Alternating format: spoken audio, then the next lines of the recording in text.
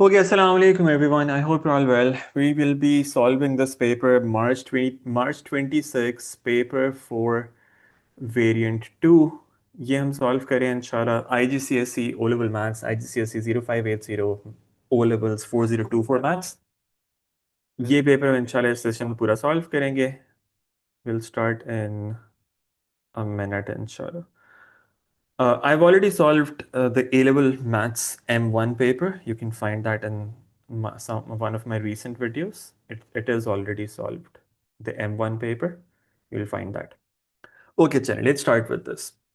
It says, write down the number 7.25 million in figures. First of all, what is this going to be? 7.25 million. That means multiplied by 10 raised to the power 6. That's 6 zeros. What is this number going to become? The decimal moves 6 places to the right, and that is going to become 7250 and then 3 more zeros. That's the final result. We write 7250 and then 3 more zeros. That's the number 7.25 million. Okay. All right, let's move on. Let's look at this one. It says ABC is a right angle triangle. You can see that in the diagram.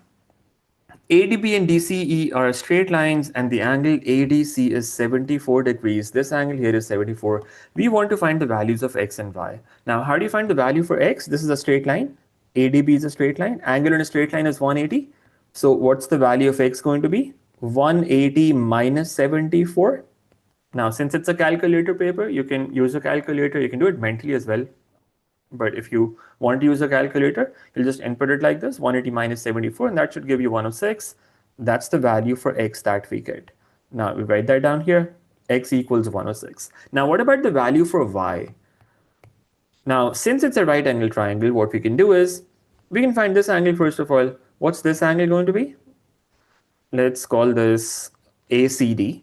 We can say angle ACD, that is going to equal, it's a triangle. Sum of all angles in a triangle is 180. So we can say 180 minus 90 minus 74, and that gives us 16. So this small angle here, that is 16. And then again, ECD is a straight line. Angle in a straight line is 180 degrees. So we can subtract from 180 this small angle, which we figured out is 16 degrees, and that will give us the value for Y. So Y turns out to be 180 degrees minus 16 degrees, and that is going to give us 164. So the value of Y is 164. Okay, that's fairly straightforward. You should show this working. It's a 3-mark question. You'll get 1 mark for this answer, 1 mark for this answer, and 1 mark will be for working. So make sure that you are showing these steps there. It's not necessary to write down the reasoning for each step in this case. When that's required, they normally tell you in the question. In this case, they did not ask you to write down the reasoning. So you can just show this calculation and that will be enough. Okay. Question number 3. We need to calculate this 10 minus 7 over 8 whole power 3 multiplied by 2. Give your answer correct to 1 decimal place. Now you could just put this whole thing on your calculator directly as well, but it's better to show one step in your working. So use BODMAS. This is minus, this is multiplication. So multiplication comes before subtraction, right? So what you can do is you can first of all evaluate this on your calculator. So short step by step, you want your answer in decimals at the end. If I input this on my calculator, I get 7 over 8 whole raised to the power 3 multiplied by 2. Let's just keep it as a fraction for now.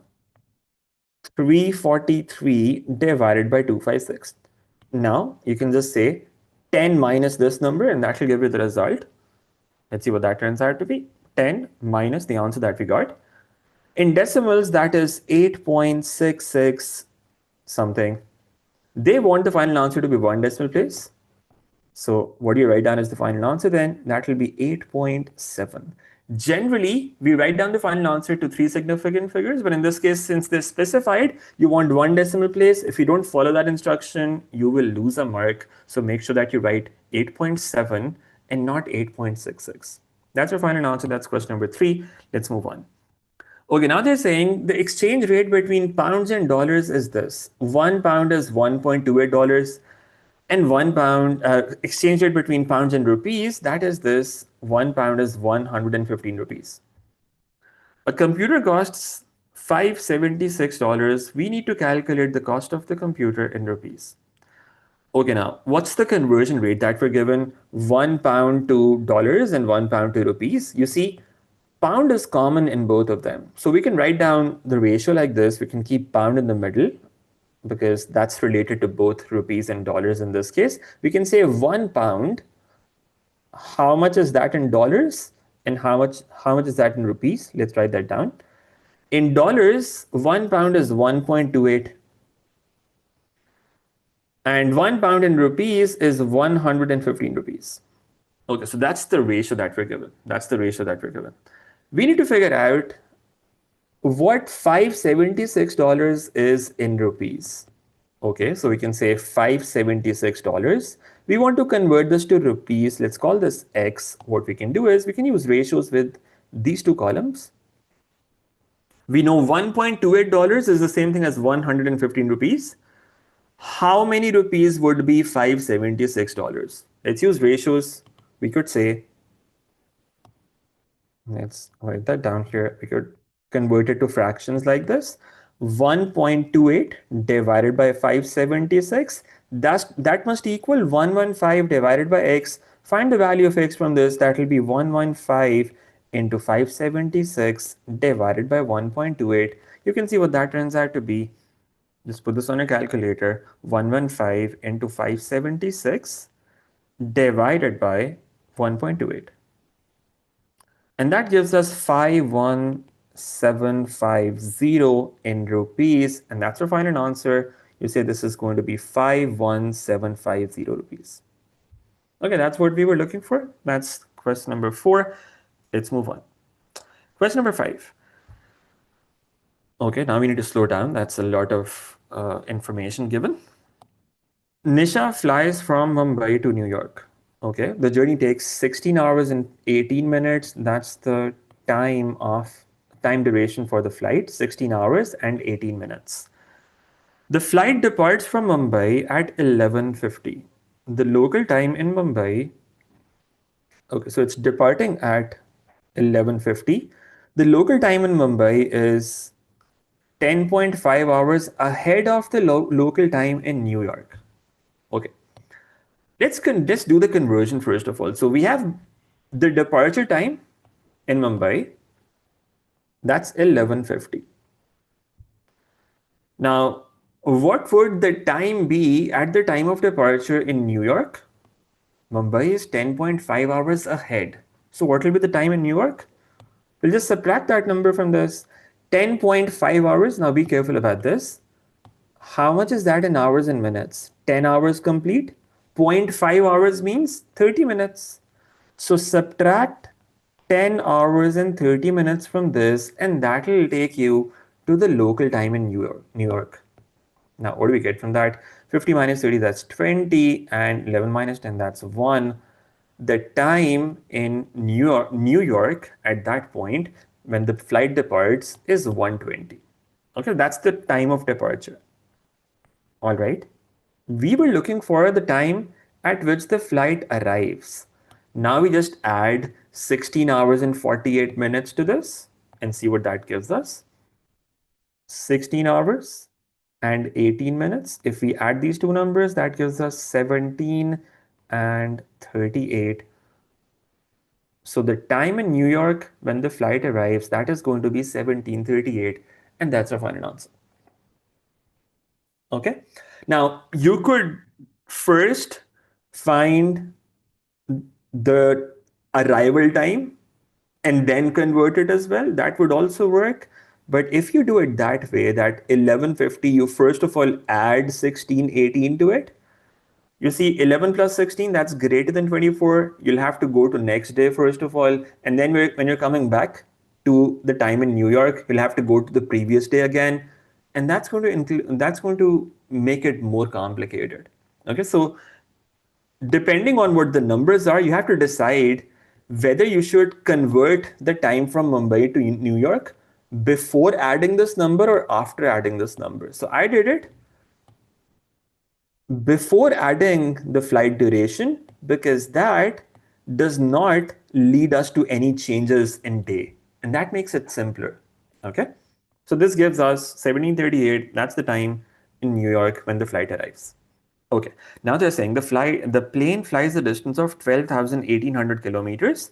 Calculate the average speed of the plane on this flight in kilometers per hour. Okay, so the distance is given in kilometers.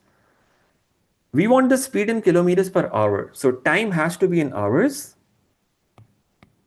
How much time do we have? 16 hours and 48 minutes. Let's convert it to hours first of all. 16 hours are complete. What we can do is add these 18 minutes by after converting them to hours, it will be 18 over 60. That will be the time taken for the flight in hours. Let's see what this is. 16 plus 18 divided by 60, and that gives us 16.3. So it's exact 16.3 hours. So now we've got the time in hours. Distance is 12,1800 kilometers. What's the speed going to be? Average speed is given by the total distance divided by total time. The total distance traveled is 12,1800 divided by the total time taken. That's 16.3 hours. And that will give you the average speed. You can see what that is. 12,800 divided by the answer, and that gives us 785.276 kilometers per hour. Now, in the final answer, you can round it off to three significant figures. You would say the average speed, therefore, is 785 kilometers per hour to three significant figures, and that's our final answer. Okay? Makes sense, right? Let's move on to the next one. That was question number 5. Okay, now they're saying a bag contains yellow counters, blue counters, and red counters. So there are three types of counters, three different colors of counters. Asif takes a counter at random from the bag. The probability that he takes a yellow counter is 27%. And the probability that he takes a blue counter is 3 over 5. Okay, so one number is given in percentage and the other is given in fraction. We need to find the probability that it takes a red counter. Okay, so we know the probability for yellow, that's 27%. If you write that in fraction, you can say that's 27 over 100. Probability of a blue counter is 3 over 5. The only other possibility apart from those is that it's a red counter. The total probability in any situation is 1, right? So what we can do is, to find the probability of a red counter, what we can do is 1 minus the other probability is 1 minus 27 over 100 minus 3 over 5, and that's going to give you the probability of a red counter. Let's see what this turns out to be. 1 minus 27 over 100 minus 3 over 5, and that gives me 13 over 100 or 0.13. That's the probability of a red counter. You would write down as the final result. 13 over 100, you could write that as a decimal, you could write that as a fraction. Both of them would be acceptable. In this case, since they gave a probability value in percentage, it would also be fine if you write it as a percentage, although it's better to write as a fraction and decimals when you're talking about probability in general. So this should be fine, 13 over 100, that's your final answer. Okay, let's look at the next one now. P squared is equal to r squared minus 8 times t. We need to find the value of p when r is equal to negative 15 and t is equal to 7. Okay, so we're given the values of r and 7. Let's just input them. P squared equals minus 15 whole squared minus 8 into 7. Let's input values in this. Like this. Okay, now just put this on your calculator, see what that gives you. You can show some working if you want. Minus 15 whole squared, put that on your calculator, and that's going to give you 225. Minus 8 into 7, again, just put that on your calculator. That's going to give you 56. You can confirm this. Now subtract the two numbers, 225 minus 56, and that gives me 169. So p squared is equal to 169. We take square root on both sides. What's the square root of 169? 13. Square root of 169, that gives us 13. Now remember, whenever we take square root in an equation on both sides, we always have plus minus. So the values of p that we end up getting from this, they're going to be plus minus 13, and that's the final answer. Okay, do not forget the plus minus. You'll have to consider both possibilities. Okay, now they're saying rearrange this thing to make t the subject. Now, how do you make t the subject in this? Let's take this term to the left side, and that will give you 8t equal to r squared minus b squared. Right? Now divide 8 on the other side, and that will give you r squared minus b squared whole divided by 8. And that's it. That will be the final result. You can write it like this: r squared minus b squared whole divided by 8. Now, a word of caution here. Do not write it as r squared minus b squared divided by 8. That is not acceptable. If you write it like this, what it means is you are saying it actually looks like this: r squared minus p squared over 8. So 8 is only under p squared if you write it like this. And that will be marked wrong. It will not be acceptable. If you do want to write something similar to this, you need to make sure that you use brackets around it. R squared minus p squared and then whole divided by 8. Okay? Then it will be fine. But if you don't use brackets in that case, it will not be acceptable. Okay? That's the final answer. We leave it here. Let's move on. That was question number 7. Okay, now they're saying a prism has 6 planes of symmetry. The cross section of the prism is a regular polygon. Write down the name of the regular polygon. Okay, now how do we think about this? This is a standard case that you should actually remember as well. How many planes of symmetry do you have? How many planes of symmetry do you have when you have a prism with the cross section being a regular polygon? Now, let's just think about it with a simple example first. Let's suppose we got a triangle. Let's suppose we have a triangle. It's a regular triangle. That means it's a equilateral triangle. It's an equilateral triangle, right? If we had an equilateral triangle and there was a prism like this, where the cross section was this equilateral triangle, how many planes of symmetry does it have? Now, a triangle, an equilateral triangle, has 3 lines of symmetry. One line of symmetry would be like this. One line of symmetry will be like this for the triangle.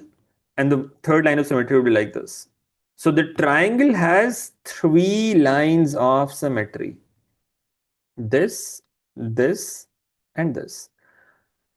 All of these 3 lines of symmetry become planes of symmetry when we have a prism like this. So in case of a regular triangle, in case of an equilateral triangle being the cross section, what happens is we have 3 planes of symmetry from here, from the triangle, but then in a prism, we always have another plane of symmetry, and that is when we divide the prism from exactly the middle part like this. If we break it into half, the prism, this is also going to be another plane of symmetry. So a prism in which the cross section is a regular polygon, the total planes of symmetry are always going to be one more than the lines of symmetry of the cross section. So what's the line of how many lines of symmetry do we have in this triangle? 3. And then one more plane of symmetry is going to come from this when we break the prism from the middle. So in case of a triangular prism, the planes of symmetry would be 4. Now let's extend this. What if we had a prism in which the cross section was a regular quadrilateral? That's a square.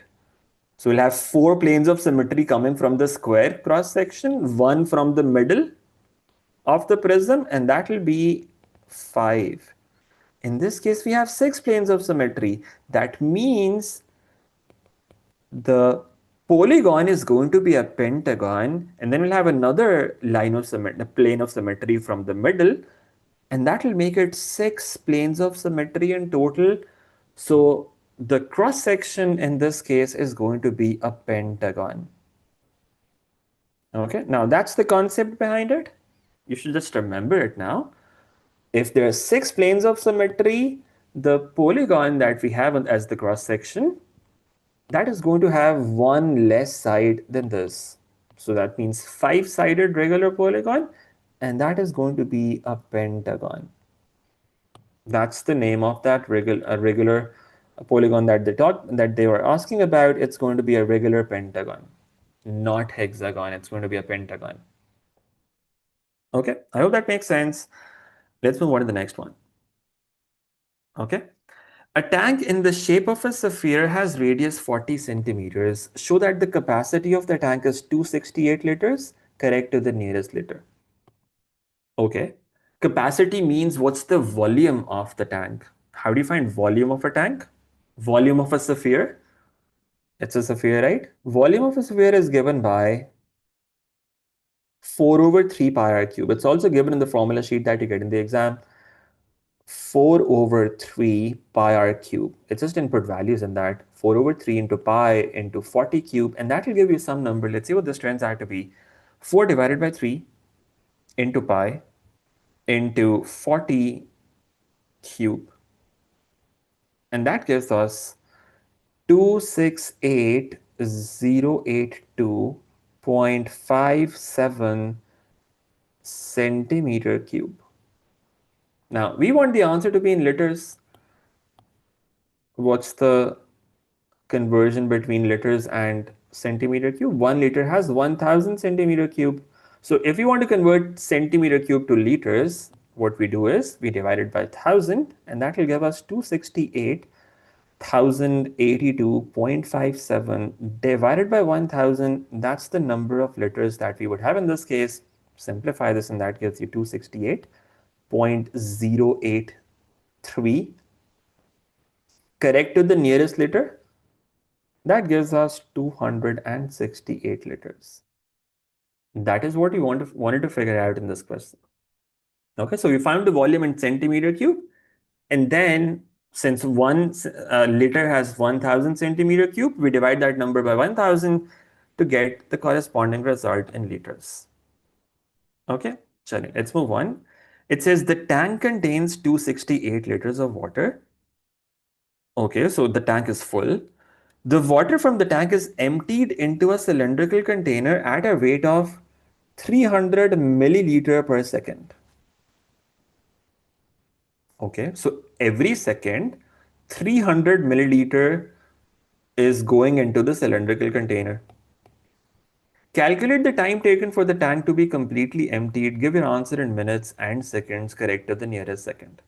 Now, be careful about the units again. This is 268 liters. This is milliliter per second. Let's convert it to the smaller unit. So 268 liters, what is that going to be in milliliters? It will be 268,000 milliliters, right? Milli is when you multiply by 1000 like this, right?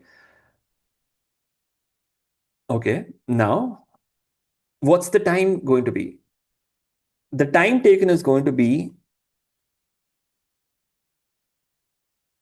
268,000 milliliters divided by 300 milliliter per second. You see what happens? Milliliter and milliliter, they get cancelled. Second goes to the numerator, and that gives you time in seconds. Let's see what this number turns out to be. 268,000 divided by 300, and that gives us 893.33333 seconds. That's what we were looking for. That's the time taken to empty the container. Okay, now they wanted us to give the answer in minutes and seconds, correct to the nearest second. How do we convert it to minutes now? We can divide by 60. Let's see what we get from that. 893.333 seconds. If we divide it by 60, let's see what we get from that. 893.33, or whatever the answer was. Let's just keep it as it is in exact form, divided by 60. And that gives me 14.8888 minutes. Now, I cannot write it like that. I want minutes and seconds. How do I convert it to minutes and seconds? We've got 14 full minutes, right? So it's 14 minutes. How many seconds? multiply this number by 60, and that will give you the corresponding number in seconds. So 14 minutes and 0.888888 times 60 seconds. Let's see what this number is. Minus 14. That will give us 0.88888. Multiply this by 60, and that gives me 53.33 seconds. You could do it mentally as well. Some of you will be able to do that, and that's perfectly okay. Now, if I were to write it here, it will be 14 minutes and 53.333 seconds. All right. Now, they want the answer to be correct to the nearest second. What do we write down as the final answer then? We say it's 14 minutes and 53 seconds. That's the final result that we've got. Okay. Chale, let's move on. Now they're saying the cylindrical container has radius 50 centimeters and height 40 centimeters. Calculate the percentage of the container that is filled with water. Okay, so we have the dimensions of the cylinder. We know how many liters of water goes into the cylinder. Let's find the total volume of this container and see what that turns out to be. Volume of the container. Let's see what this is. It's a cylinder. Cylinder's formula is pi r square h, so it becomes pi into 50 squared times the height, which is 40, and that will give you some number. You can see what that is. 40 into 50 squared times pi. That's 100,000 pi. Okay, 100,000 pi. That's the volume of the container. Now, remember, this is in centimeter cube. This is in centimeter cube. Now, the water volume was given in liters. Now, you either convert those liters to centimeter cube or convert centimeter cube to liters, one of those two things, and then you find the percentage. Now, I could say 268 liters of volume of water. Let me write that down here. Volume of water, that was 268 liters. Let's convert that to centimeter cube. That will become 268,000 centimeter cube. And now we can find the percentage that this water is of this complete volume. That's what they're asking about, right?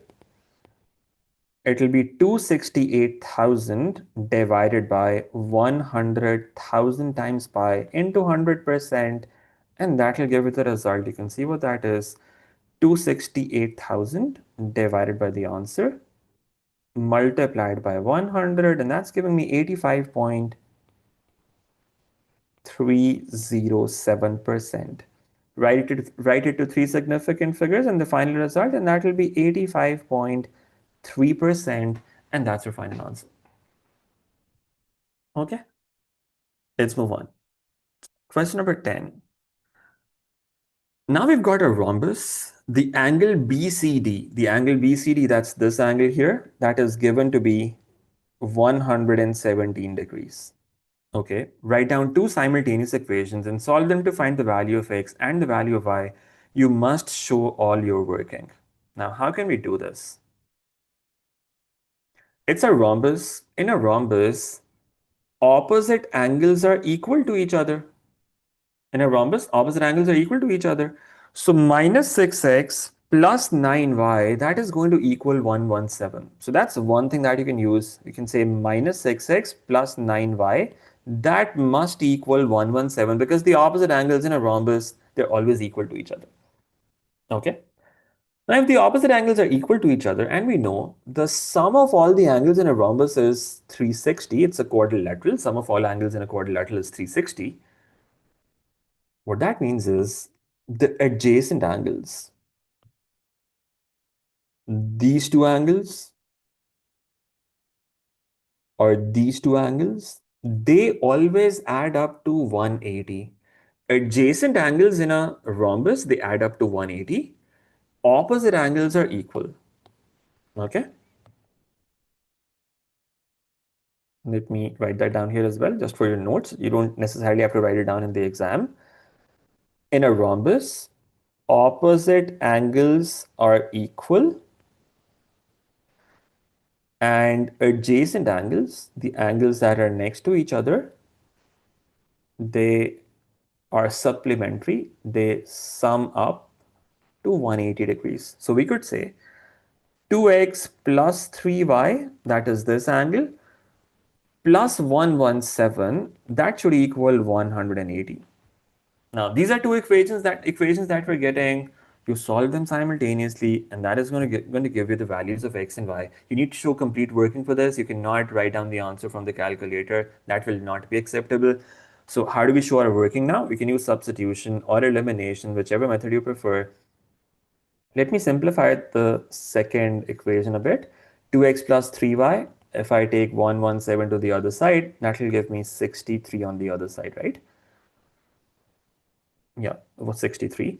Now, from any one of the two equations, we can make y the subject or x the subject, put that in the other equation, do substitution like that. If I make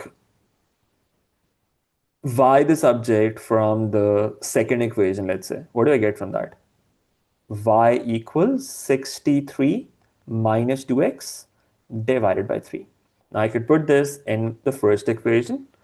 Now when I do that, this gives me minus 6x plus 9 into 63 minus 2x divided by 3, that equals 117.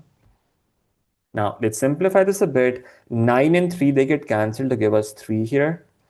And this simplifies to minus 6x plus 3 times 63. Put this on your calculator. That's going to give you 189. 3 into minus 2x, that's going to be minus 6x. We have 117 on the other side. Okay, now let's bring minus 6x and minus 6x to the right side. That will make them positive.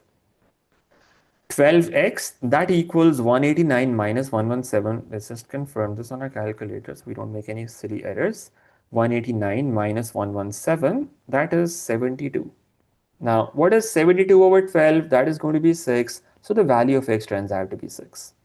Put that back in the first and the other equation. Y equals 63 minus 2 into 6 divided by 3. And that will give you the corresponding value for y as well. You can see what that is. 63 minus 2 times 6, which is 12, divided by 3, and that gives us 17, and that's our final answer. X equals 6, y equals 17. It's a 5-mark question, so it's a good idea to confirm your answer as well quickly. It doesn't take a lot of time. You can go to menu on this calculator. So one idea could be that you just input values back in these equations and check that the equations satisfy. You can do it that way if you want. If you have ClassWiz, which is really helpful, you can just put this on this calculator, simultaneous equations. Number of unknowns 2. Let's input those two equations. One is minus 6x plus 9y and equal to 117. And then the other equation 2x plus 3y equals 63. Now that's giving me x equal to 6, y equal to 17, and that confirms the working is correct. You just write down the answer now. X equals 6, y equal to 17. That's only for verification, by the way. You cannot write down the answer directly from the calculator. You'll not get any marks for that. Okay, you can just use your calculator for verification. You still have to show all of this working. If you don't show working, you don't get any marks, not even the answer marks, because the answer marks are dependent on the method marks. You have to show the method and then write down the answer after that. Okay, that was question number 10.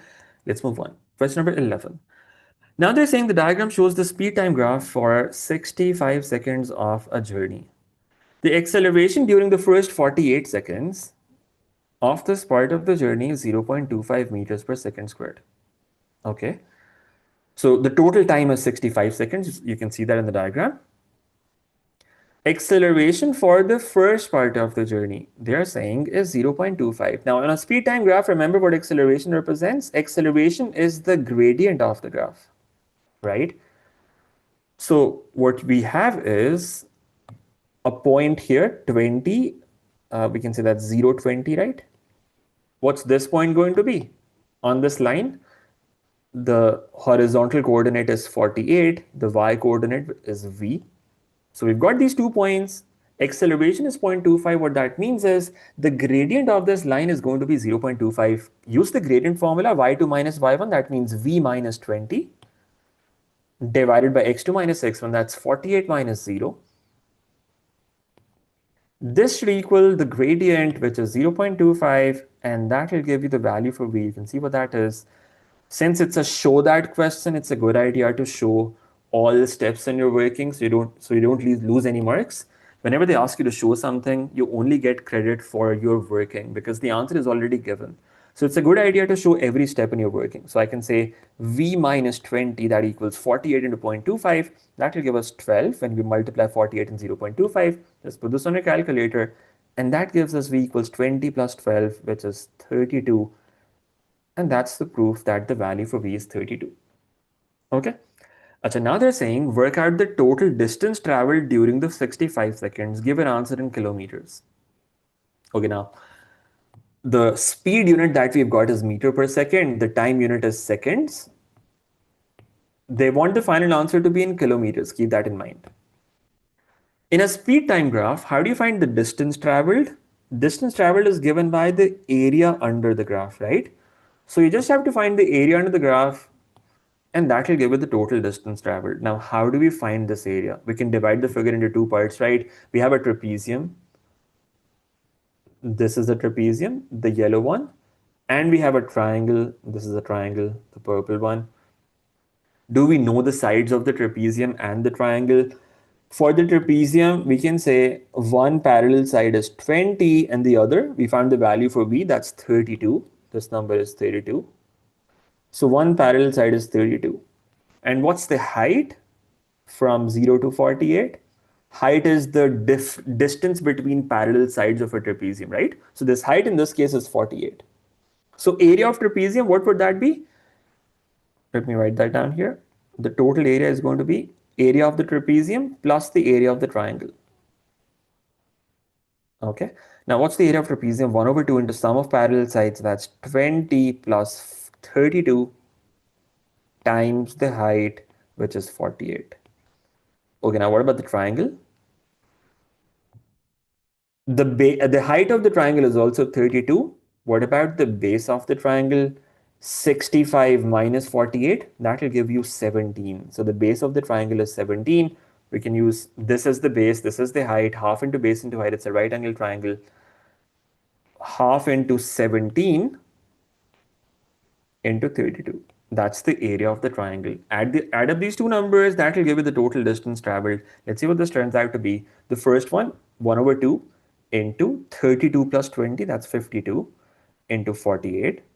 The first number turns out to be 1248 plus the second number, that is 17 over 2 into 32. We can say 17 times 16 because 32 over 2 is 16, right? That's 272. Add up these two numbers and that gives us 1248 plus that number. That's 1520. Now remember, this is in meters because the speed was in meter per second, the time was in seconds. So the distance turns out to be in meters. They want the final answer to be in kilometers. Divide this by 1000 and that will give you 1.520. So you can say this 1.52 kilometers, and that's the final answer, 1.52 kilometers. All right, that was fairly straightforward, not that difficult as long as you're careful with the unit conversion. Okay, now we've got some easy questions. 4x minus 3 over 5 equals 7 minus 2x over 3. It's a good idea to do these questions in the beginning, in the first go. And then the longer questions that have statement, for example, like this, you should leave them for the second pass over the paper. Okay, so let's look at this now. This is fairly straightforward. You can cross multiply, 3 goes there, 5 goes there. What do we get from that? 3 into 4x minus 3, that will be 12x minus 9, that equals 5 into this. 5 into 7, that is 35, minus 5 into 2x, that will be minus 10x. Take all terms to one side, 10x goes to the left side, and that gives us 22x equals 35 plus 9, that is 44. And the value of x turns out to be 2. That's what we were looking for, x equals 2. That's the final result. Okay, let's move on. Question number 13. Now they're saying the region marked R is defined by three inequalities. Find those three inequalities. Now, what's the region R? That's a 5-mark question. This is the region R, the unshaded region, right? Which inequalities describe this shaded region? Let's figure that out. Now, this shaded region is bounded by these lines. One line is this line that you see here, the yellow line. Another line is this orange line that you see here. And another line is this blue line that you see here. These are three lines that this region R is bounded by.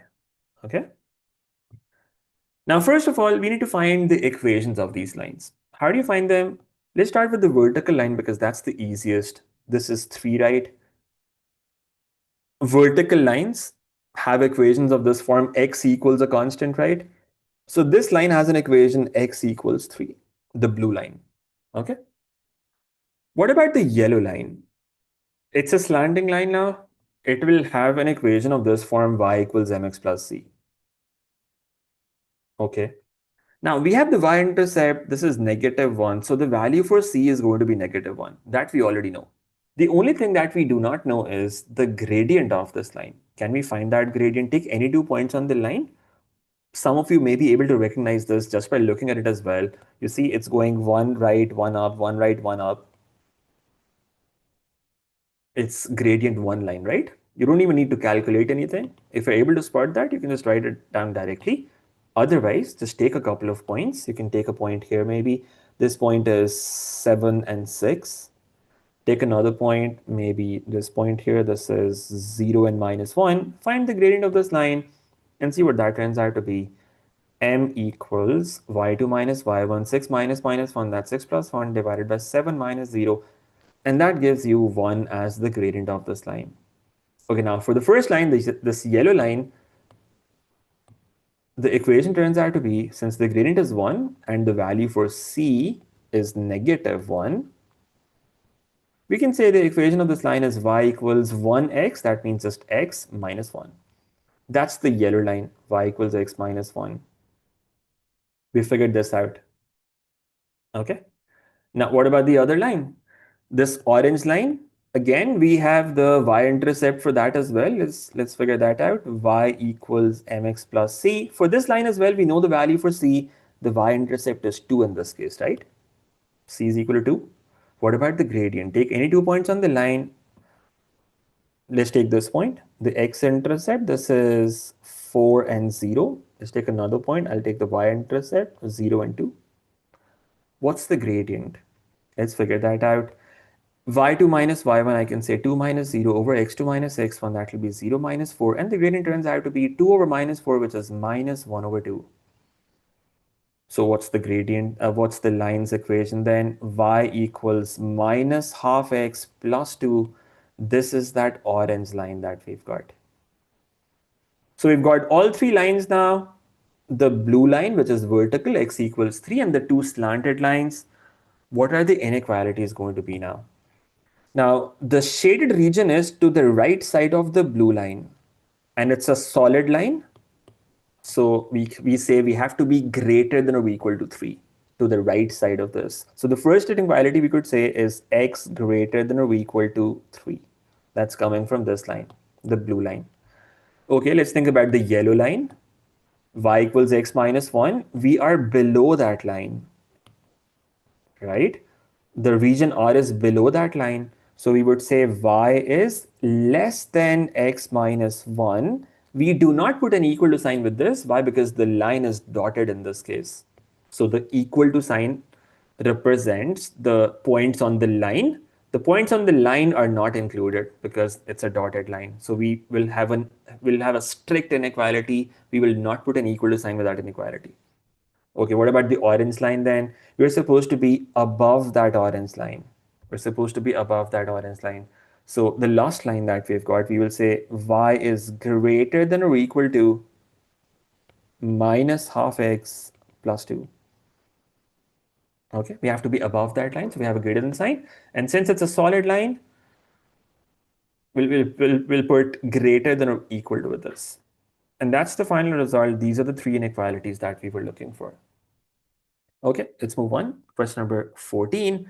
Now they're saying two bottles are mathematically similar. The large bottle has a capacity of 1.35 liters and a height of 24 centimeters. So we are given volume. Remember, liters is centimeter cube, 1000 centimeter cube. That's volume. And we are given height, which is a length, right, a side of the bottle. The smaller bottle has a capacity of 0.4 liters. Okay. Again, we are given the volume number there. We are looking for the height of the smaller bottle. These are similar bottles, similar figures. What's the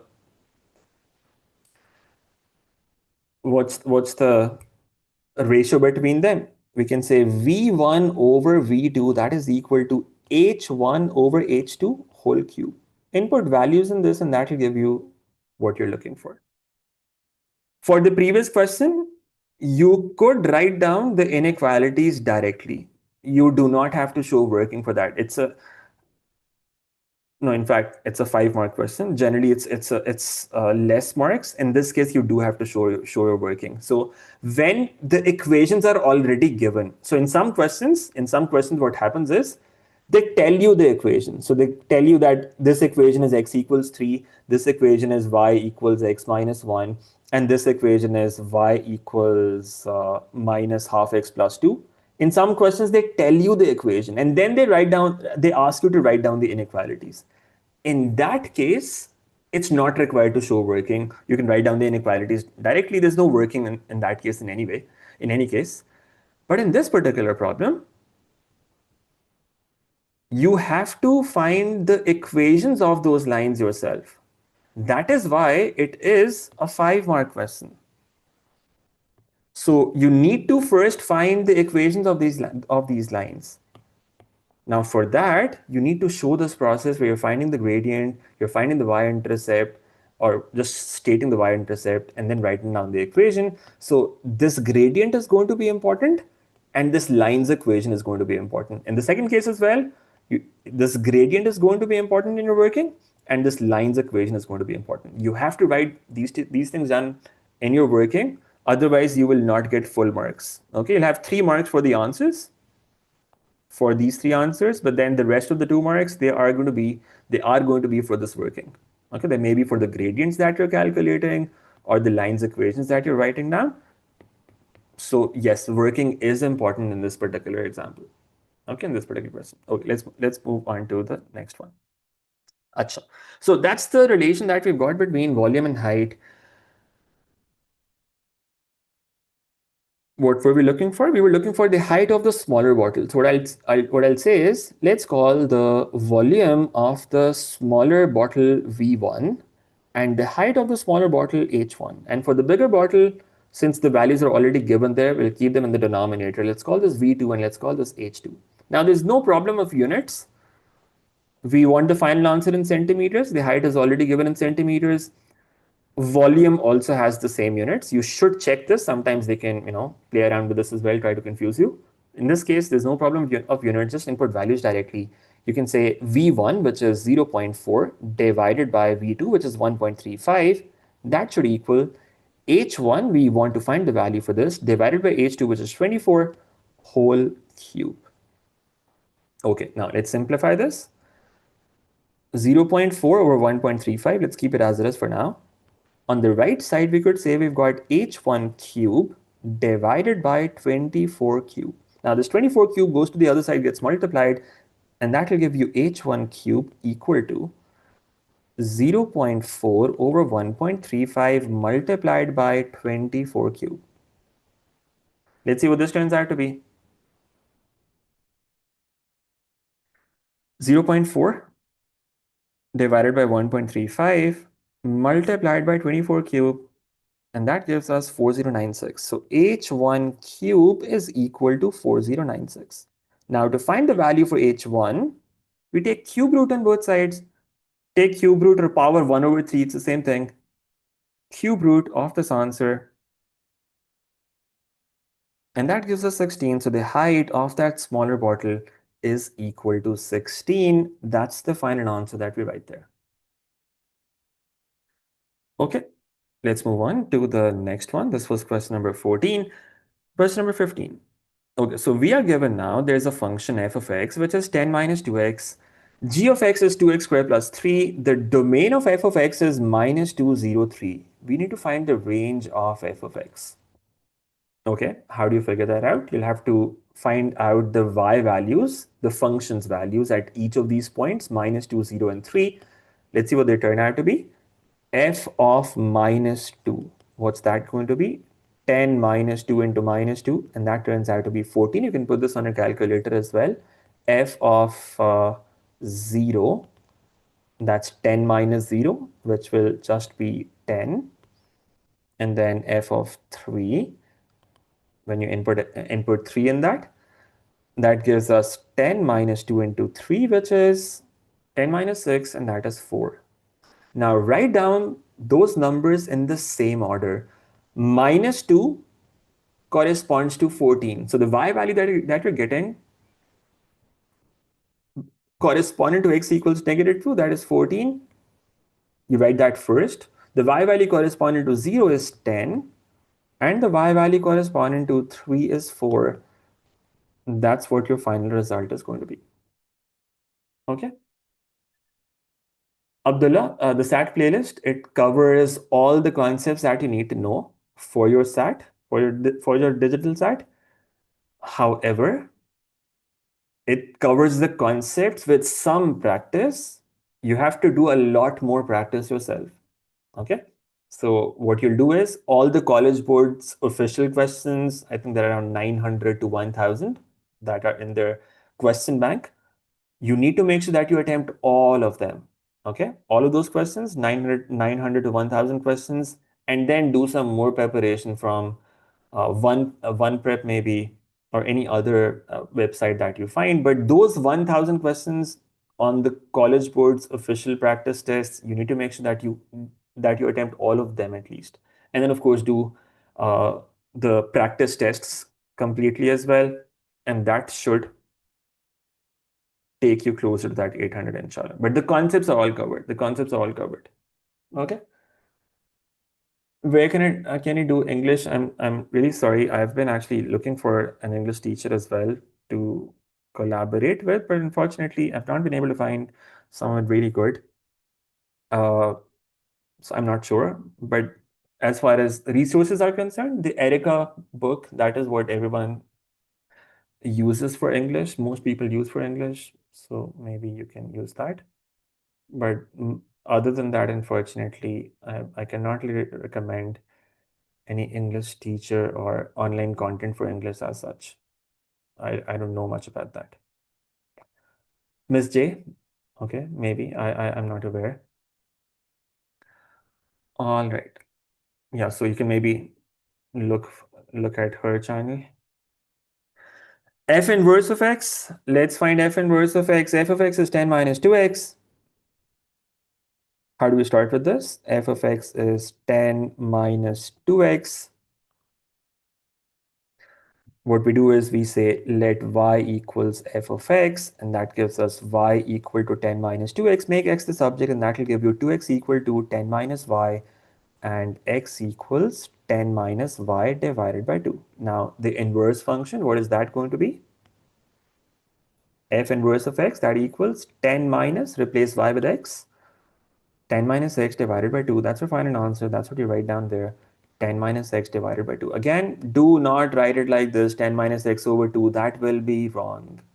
That will be wrong. If you want to use this notation for fraction, make sure that you're using brackets around this. Otherwise, you will not get the mark for that. Okay? All right. Okay. Now they're saying find gf of x in the form ax squared plus bx plus c. Gf of x. How do we think about this? Gf of x, what that means is inside the function g, we have to input f. Okay, now what is f? F is 10 minus 2x. So that means g of 10 minus 2x. All right. Now, what was the function g? It was 2x squared plus 3. Now in that function, we replace x with this thing. What does that become? 2 into 10 minus 2x whole squared plus 3. This is the composite function gf of x. Now, they are saying, give your answer in this form, ax squared plus bx plus c. What does that give you? 2 into a minus b whole squared. You'll have to expand this. You cannot leave it as it is. A minus b whole squared is a squared minus 2ab plus b squared. That will be 100 minus 2 into 10 into 2x. That will be 40x plus 4x squared. And then outside you've got plus 3. Simplify this and that gives you 200 minus 80x plus 8x squared plus 3 outside. Simplify this and that gives you 8x squared minus 80x plus 203. That's the final result that you get for gf of x. It's 8x squared minus 80x plus 203. That's your final answer. Okay.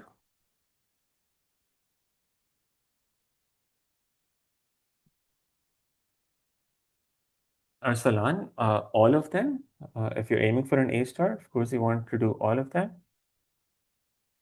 Movable double pulley system in M1 syllabus. I know what you're referring to, Mikhail. Please do not trust these fake leak papers.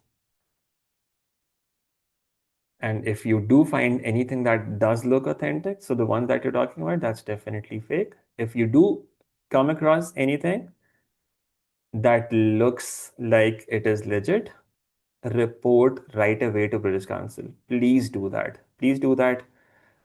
Do not forward it to anyone else apart from British Council.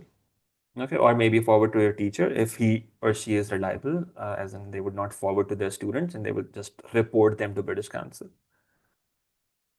Please stop this nonsense. Do not be a part of it. Okay, h of x is 10 raised to power 2 over x. Yeah, I just thought to do some O-level papers. Uh,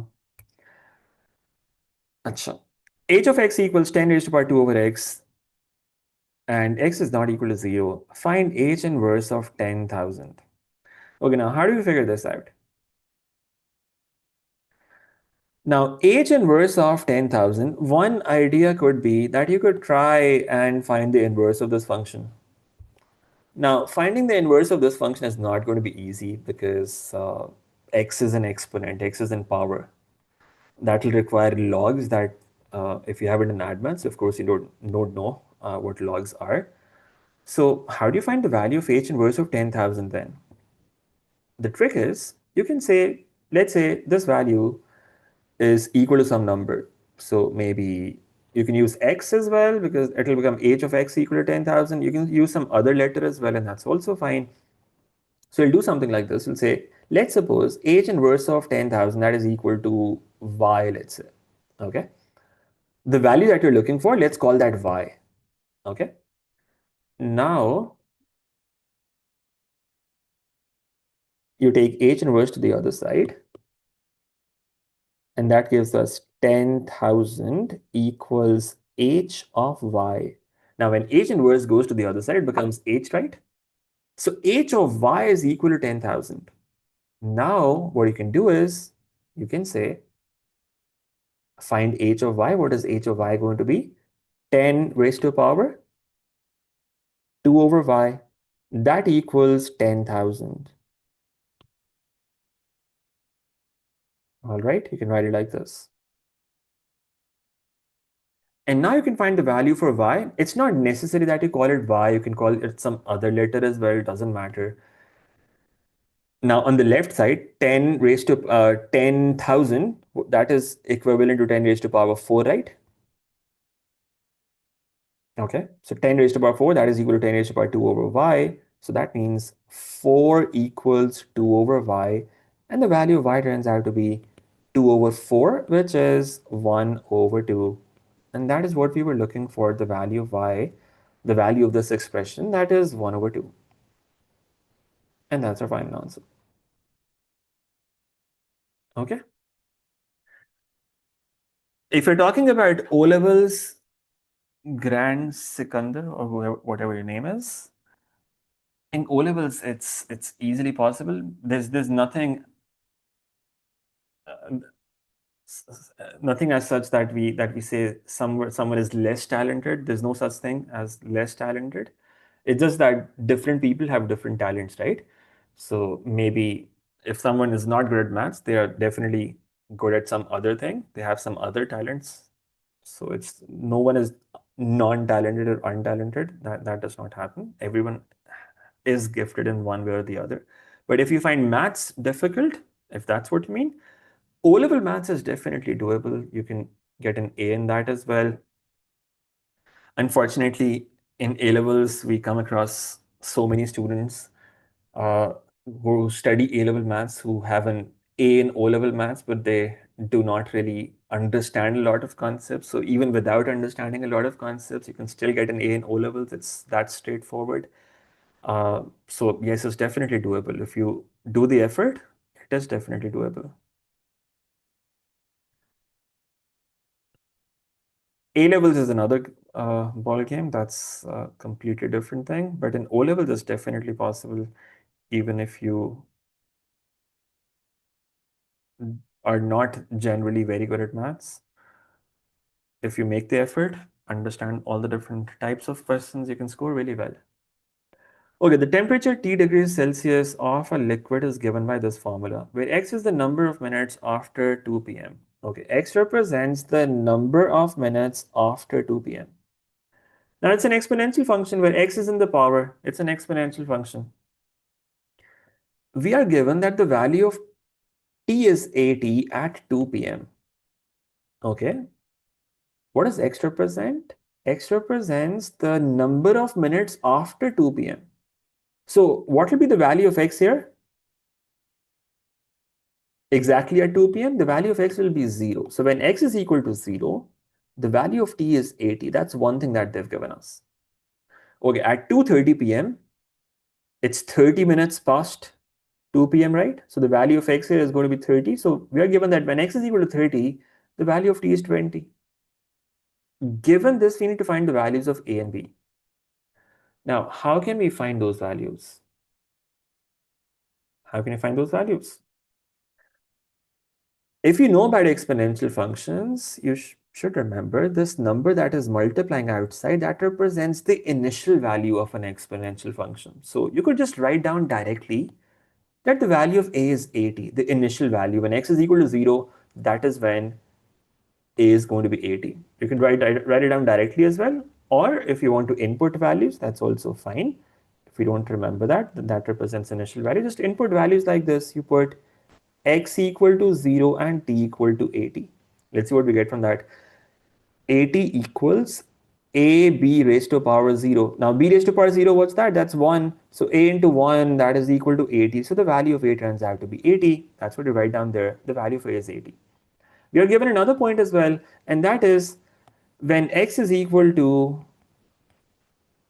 30, T is equal to 20. Now that we know the value for A as well, we can input that there. We could say the function is T, which is 20, that equals A, the value for A is 80, into B raised to power X, which is 30. Yeah, okay, B raised to power 30. And now, what do we get from this? B raised to power 30, that equals 20 over 80, which is 1 over 4. And the value of B turns out to be 1 over 4 raised to power 1 over 30. That's what the value of B is going to turn out to be. Let's see what this is. It's a bit weird. 1 over 4 raised to power 1 over 30. That will give us some value in decimals. You can write it to 3 significant figures if you want. Or you could write down this number as it is as well if you want. What does this turn out to be? 0.955. B is equal to 0.955 to 3 significant figures. That is what we write down there. 0.955. And that's our final answer. Okay, I'll just confirm this as well because this does look a bit odd to me. So I'll just check just in case.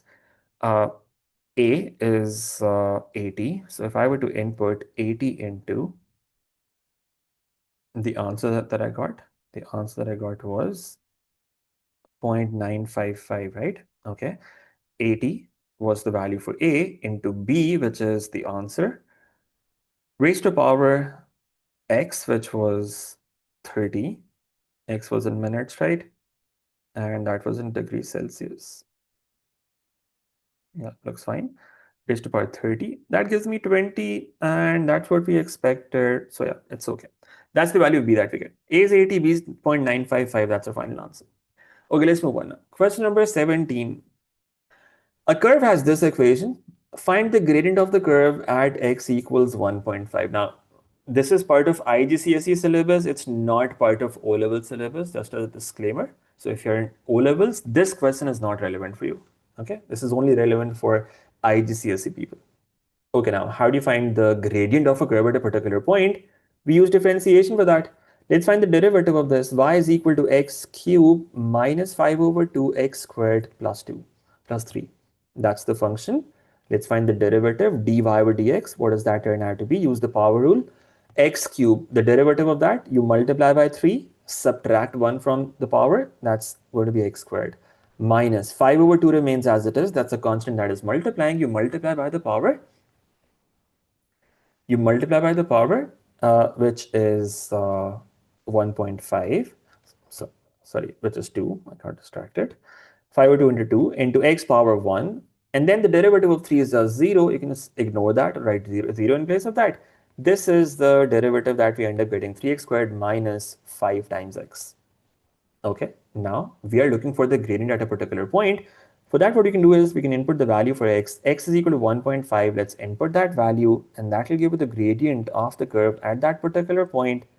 3 into 1.5 squared minus 5 into 3, and that will give you a result. You can see what that is. 3 into 1.5 squared minus 5 into 3, that's 15, and that gives me minus 8.25. That's the gradient that we were looking for. That's the final answer, minus 8.25. Okay.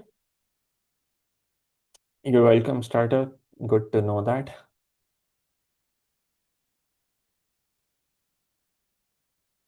You forgot to put the final answer in the answer section. As long as it's clear what the final answer is, if there's no ambiguity, Aisha, if there's no ambiguity, did I put 3 there? Okay, I'm sorry about that. Thank you for pointing that out. I don't know what I was thinking. It was supposed to be 1.5 there. Yeah, thank you for that. It's 5 into 1.5, sorry. Yeah. So it becomes 3 into 1.5 squared minus 5 into 1.5. And that's minus 3 over 4 minus 0.75. That's the gradient, minus 0.75. Yeah, thank you for that. That's the final answer that we end up getting from this, minus 0.75. Okay, so if you made sure that the answer was clear and there was only one answer that you left at the end, that will be acceptable. Okay, if the examiner can clearly understand that this is the final answer, that's okay. But you should try to avoid that next time, but hope it will not be a problem, inshallah. So the table shows information about the time that each of 90 trains is delayed. Okay, so we've got 90 trains and we are given the times for which they got delayed. The total frequency in this case, you can see that should be 90. Sigma f is equal to 90. First of all, they're saying calculate an estimate for the mean. Now, how do you do that? You're given intervals like this. Now, the intervals are already joined, right? So all we have to do is find the midpoints.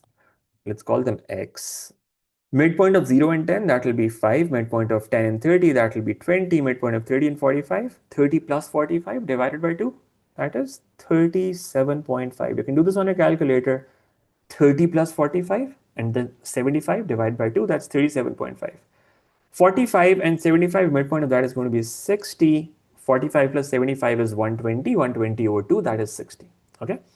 Acha, now, what's the mean going to be? Mean is given by sigma xf divided by sigma f. You can write it as sigma fx or sigma xf. It's the same thing. Doesn't really make a difference. We have the value for x, we have the values of f. What we can do is we can add another row in the data, row in the table, xf or fx, either way. 5 into 13. Do this on your calculator so you're avoiding any careless mistakes. 13 into 5, that is 65. Okay. 35 times 20, that must be 350 into 2, which is 700. Okay, this I can't do. I have to use a calculator for this. I'll just confirm the other ones as well, just in case. 13 into 5 is 65. 35 into 20, that is 700.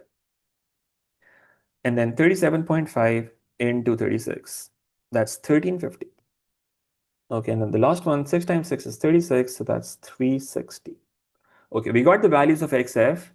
Evaluate sigma xf. Add up all of those values and see what that turns out to be. 65 plus 700 plus 1350 plus 360. And that is 2475.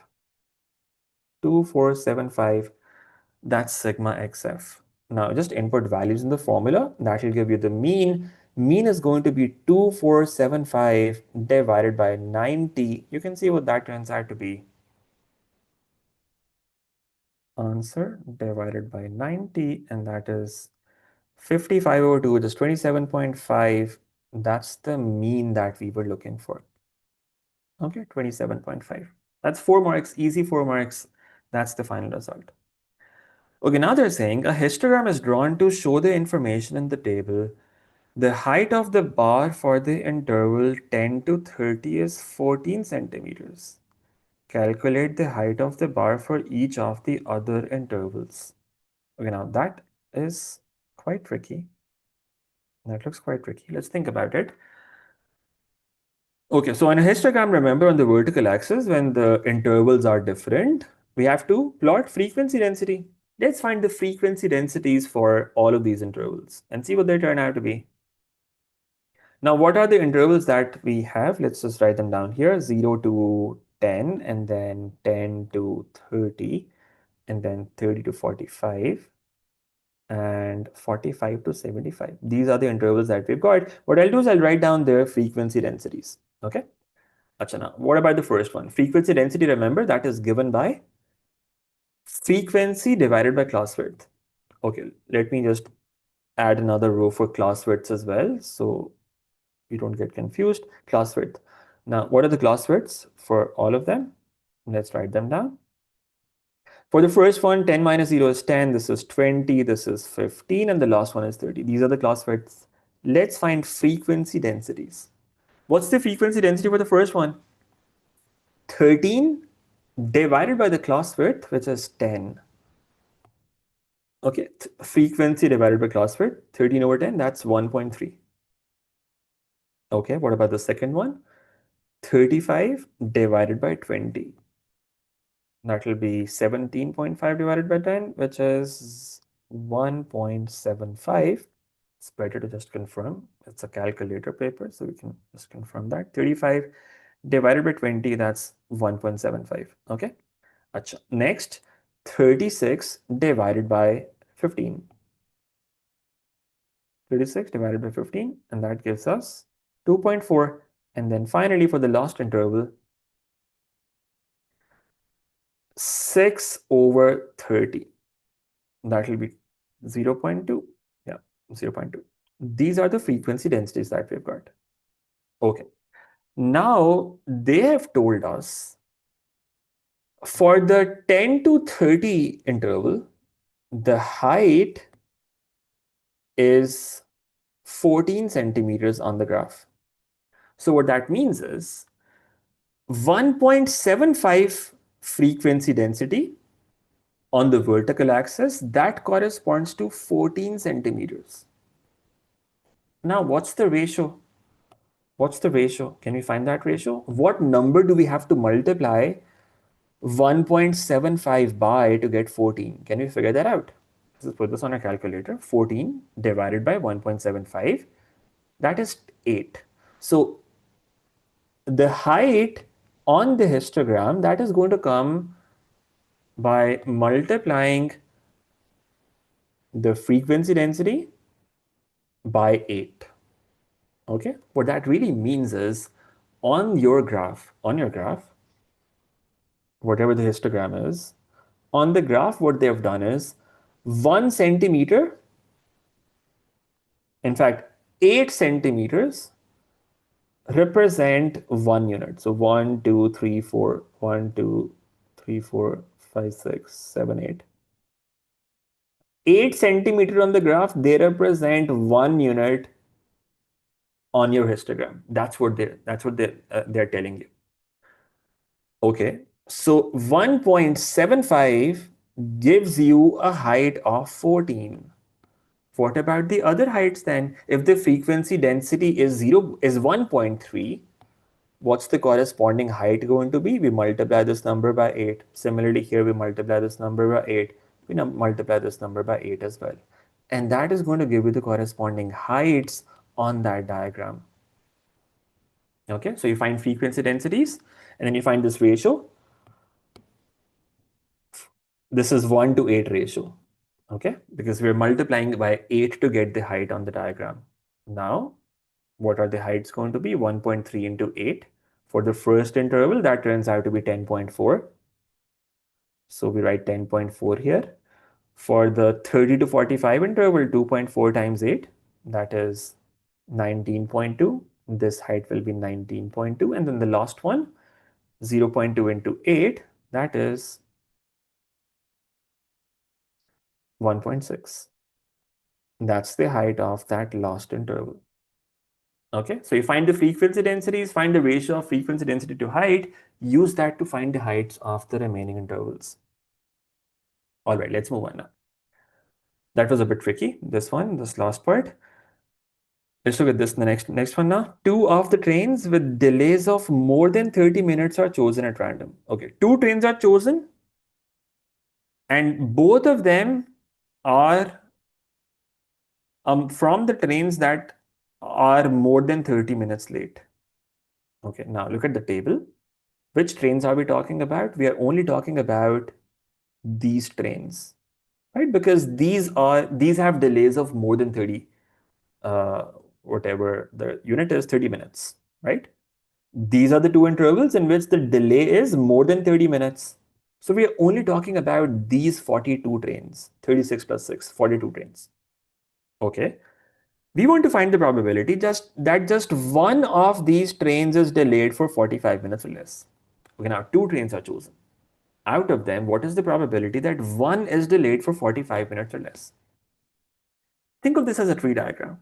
You can say, we're choosing 2 trains, right? 2 trains are selected. So when the first train is selected, it could be delayed for 45 minutes or less. That's one possibility, right? Let's say this is delayed for 45 minutes or less. Or it is delayed for more than 45 minutes. That's for the first train. And then the second train, it could be delayed for less than equal to 45 minutes or greater than 45 minutes. And again, in the second case as well, the second train less than 40 or equal to 45 minutes or greater than 45 minutes, right? This is what the tree diagram would look like. The first step is for train 1. This is for train 1. And the second step is for train 2. Now, what's the probability that the first train that you're selecting, what's the probability that the first train that you're selecting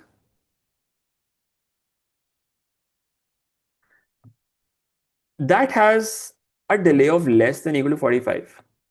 Now, what's the total number of trains in this region? It's 42 trains in total. Out of those 42, we know 36 have a wait time of 40 minutes or less. See the diagram? 36 have a wait time of 45 minutes or less, and 6 have a wait time of greater than 45. Okay, let's write that down here. 45 minutes or less, and 6 have a wait time of more than 45 minutes. Now, what's the probability that the first time we select a train, that has a delay of less than equal to 45 minutes? This 36 divided by 42. That will be the probability of the first time, 36 over 42. And then the other one, that will be 6 over 42. Now, once we have already selected a train, the next time we select a train, remember, the total number is going to reduce. The total number is going to be smaller. Now it's going to be out of 41 trains. Now, the first time we chose a train that had a delay of less than equal to 45, the second time choosing a train out of this 36, what's the probability of that? That will be 35 over 41. The denominator will decrease by 1. The numerator is also going to decrease by 1. And the other is going to be 6 over 41. And when the first one has a delay of greater than 45, then the second also having a delay of greater than 45, the probability for that is 5 out of 41, right? Because numerator and denominator both will decrease by 1. And then the other one is going to be 36 out of 41. Now we want that just one of the trains is delayed for 45 minutes or less. Now that means either the first is delayed and the second is not, or this first is not delayed and the second is delayed. These are the two possibilities that we get in the tree diagram. Okay. Now we find these two cases. The first case, that will be 36 over 42 times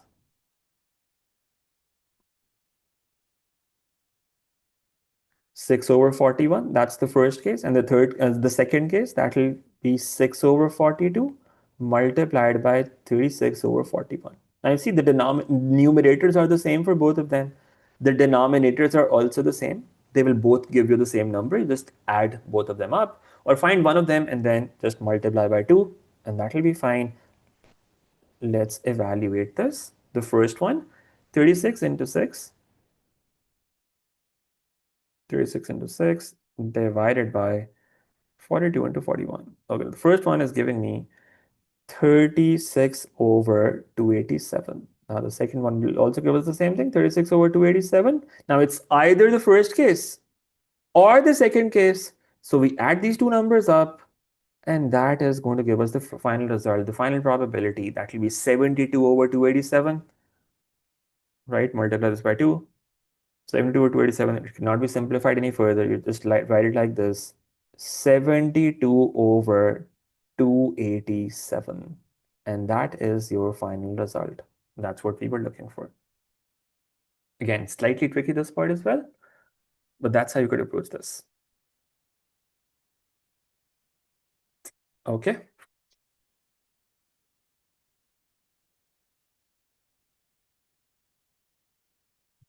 Makes sense, right? Any problems with this? Uh, the most recent video on mechanics, that is enough to revise whole M1. That's enough to revise whole M1. You should have covered the syllabus already, of course. This is not the time to cover the syllabus the first time. But yes, if you've covered the syllabus once and you've done topical practice and some yearly practice, that will be sufficient to revise all the concepts very thoroughly. Okay, in a lot of detail. Okay, challenge. Let's move on. Now, this question was a bit tricky. I think that this might lower the threshold a little, not too much, but still a little at least. Let's look at the next one now. Okay, OABCDE is a regular hexagon. OA vector is P, AB vector is Q. Find in terms of P and or Q in its simplest form, the vector DE. Okay, we have to go from D to E. Now it's a regular hexagon. You need to know some properties of a regular hexagon. In a regular hexagon, number one, Opposite sides are parallel and equal. This side and this side, they're equal and parallel. These two sides, they're also equal and parallel. And these two sides, they're also equal and parallel. Okay? And if you break the hexagon like this, if you mark this center of the hexagon, and then you join the vertices of the hexagon to that center, you get these equilateral triangles. These are 6 equilateral triangles. All of these triangles have the same lengths. All the angles are 60 degrees. That's a property of a regular hexagon that you must know about. Now, that tells you, you see these lines, they're all parallel and equal, right? That I'm shading in the same color. These yellow lines are equal and parallel. And these blue lines are equal and parallel. Now, once you understand this question will become much more straightforward. DE. So we are looking for the vector DE. Now DE is parallel to AB. AB vector is Q units. DE is just opposite to that but equal to that. So it is going to be negative Q. Okay? DE is negative Q. All right, what about BE vector? BE, we have to start from B, end at E. What about this now? BE is the same direction as this line OA. As in, it's parallel to that, it's just in the opposite direction, right? Now, we have to go from B to E in this direction. What would that be? OA vector is P units. This is 2 times that, but in the opposite direction. So we would say this is minus 2 times P. Okay, it's 2 times P, and then minus 2B.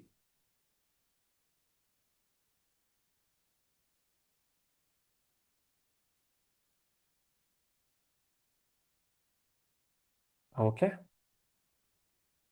Unsolved copy, let me add a link to the description. Let me add a link to the description. Just give me a second. Let me do that right now. Mhm.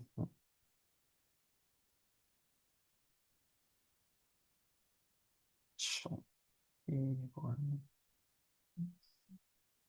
for March 25. March 26, sorry. I'm just looking for that. I had that downloaded here somewhere.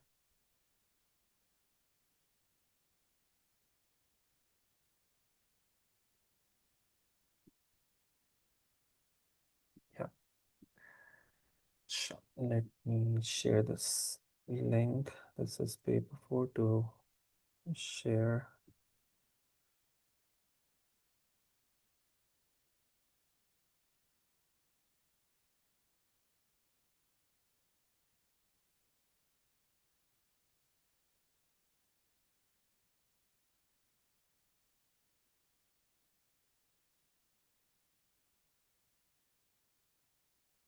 I'm just adding a link to the description. I also added to the chat and chat. Just give me a second. Anyone can view this.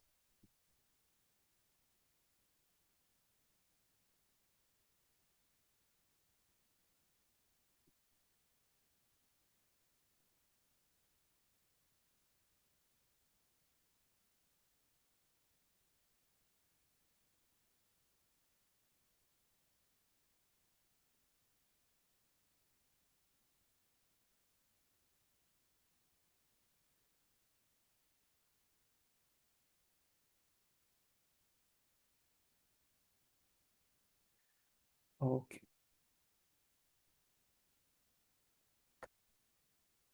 As I've added a link to the chat, I'm also adding it to the description.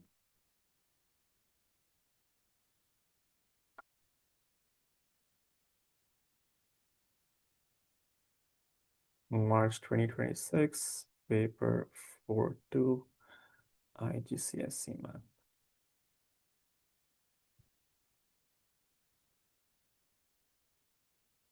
Okay, I've added it to the end of the description as well now. Okay.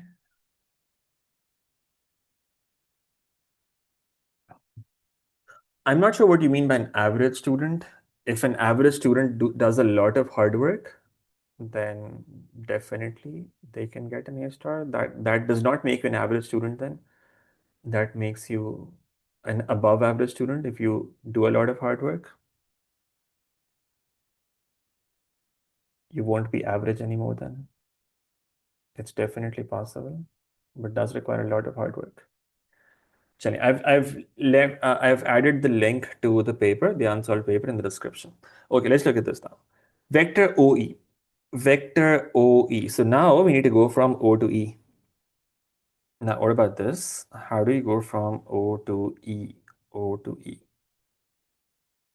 Can we follow a path on the diagram that takes us from O to E? Remember, we can only move in these directions. We can go in direction P and in direction Q. So let's go in these two directions and see if we can reach E somehow, starting from O.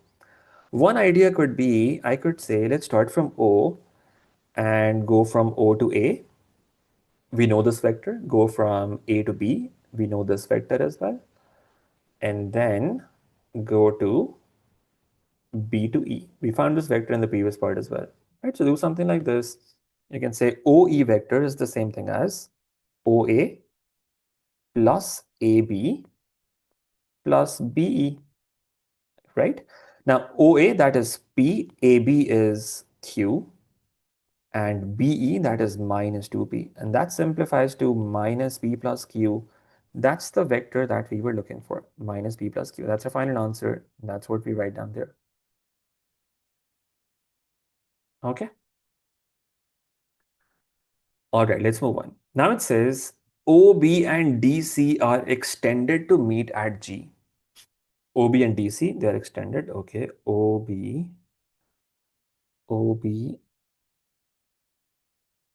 and DC. Okay, OB is extended. That goes like this. Then DC is also extended and that goes like this. Okay. They meet at the point G. They're saying this point here is G. This point is G. What we are looking for is the position vector of G. That means the vector OG. That is what we are looking for. Give your answer in its simplest form. Okay, now let's look at the diagram. We have to go from O to G. O to G. Let's think about it.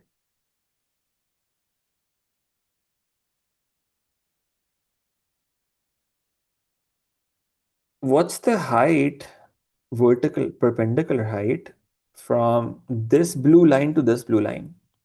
Whatever that height is,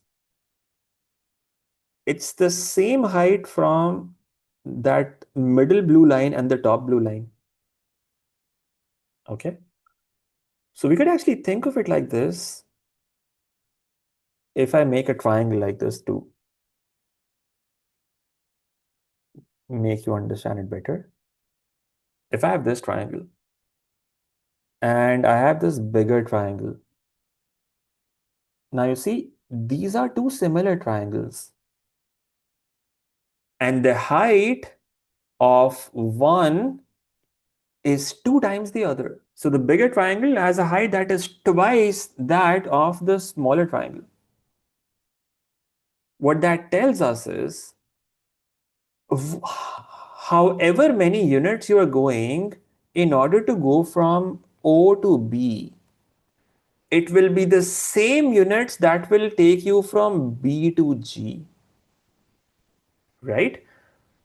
Because vertically, whatever is this number of units, that's the same number of units to go up to G's level as well. So whatever was the vector OB, OG is just going to be twice that. So that's pretty straightforward then. OG vector, we can say that is 2 times OB. Now what is OB? We already figured that out earlier, or we can do that now. OB is P plus Q, right? So it will be 2 into P plus Q. They want the answer in simplest form. Simplified form is when you expand everything, so it becomes 2P plus 2Q. That's the simplified form. That's the vector OG, 2P plus 2Q. And that will be your final answer. Okay. That was a bit tricky, this last part, but the rest of it was not that difficult. Okay, let's move on now. Well, now that's a standard trigonometry question, it seems. The diagram shows points A, B, C, and D on horizontal ground. Calculate the area of the triangle ABC. Okay, area of the triangle ABC. ABC is this triangle. It's not a right angle triangle, but we have two sides and the angle between them. So half AB sine C will work, right? Half into AB sine C. One side is 450, another side is 600.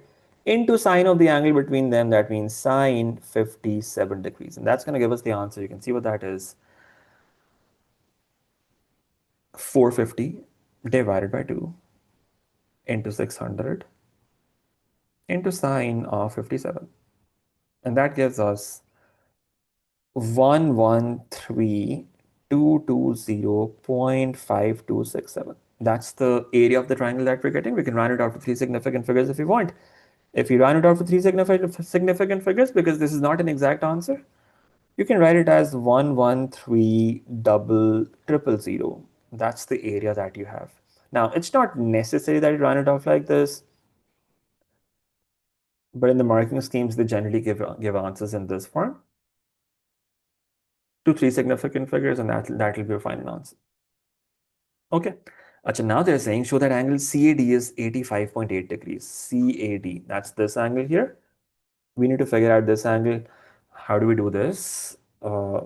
We have an angle to find. There are two sides given, and the angle opposite to one of them is also given. Okay, so we have a side angle pair, side and angle. This pair is given. What we can do is we can use another side angle pair, 450, and this angle. We can find this angle first of all. Let's call this theta, or this is called it CDA. 290 corresponds to 34. And 450 corresponds to this angle at D. We can use sine rule. And then we can subtract from 180 these other two angles to find that third angle that they want us to find out. Okay? Let's use sine rule to find that angle at the point D first of all. Let's see what that turns out to be. We can say sine of ADC divided by 450. That should equal sine of 34 divided by 290. Now let's find sine ADC, see what that turns out to be. 450 goes to the other side, gets multiplied with sine of 34 and then divided by 290, and that gives us 0.86771. Find sine inverse of this number. What's that? The angle ADC, that turns out to be 60.19 degrees. Okay, now that's the angle ADC. Now, what about this angle CAD? Subtract from 180 the other angles. CAD angle, that will be 180 minus 60.19. They ask you to show this angle, so the working is really important. Minus 34. You can see what that is now. 180 minus this answer, minus 34, and that gives us 85.806 to one decimal place. That becomes 85.8 degrees, and that's our final answer. That's what we were looking for. Okay. I will have Q&A sessions on M1, A-level maths M1, both tonight. That means Monday, around 9 p.m. and on Tuesday. So both Monday and Tuesday, we will have Q&A sessions live on YouTube You can bring any questions that you have from any topics, any concepts. We will be discussing them. Monday and Tuesday, both days, somewhere around 9 p.m. inshallah. Okay. Now they're saying there's a vertical mast at point B and a vertical mast at point D. The height of the mast at point B is 250 meters and the height of the mast at point D is 450 meters. Calculate the angle of depression of the top of the mast at point D from the top of the mast at point B. Okay, now that's a bit complicated. That's a 6-mark question. That's a lot of marks. And it's actually pretty complicated. It looks like it. Okay, so what we have is a vertical mast at the point B and another at point D. We have their heights given. Let's go back to the diagram. This is a vertical mast at point B, and that has a height of 245 or 50? 250. Okay, this is 250 meters. Let's call this something. Let's call this point something. I'll call this point M. Okay. There's another vertical mast that is at the point D. Okay, so we have another vertical mast here at the point D here. This has a height of 45 meters. Okay. Now remember, when you have a vertical like this, the rest of the floor, the rest of the surface is horizontal. They're all on a horizontal surface, the rest of the points. All the angles at this point D are going to be 90. This is 90. This is 90. Where did that go? Sorry. Similarly, at point B as well, this is 90 and this is also 90, right? Because those are vertical and the rest of the plane is horizontal. Okay.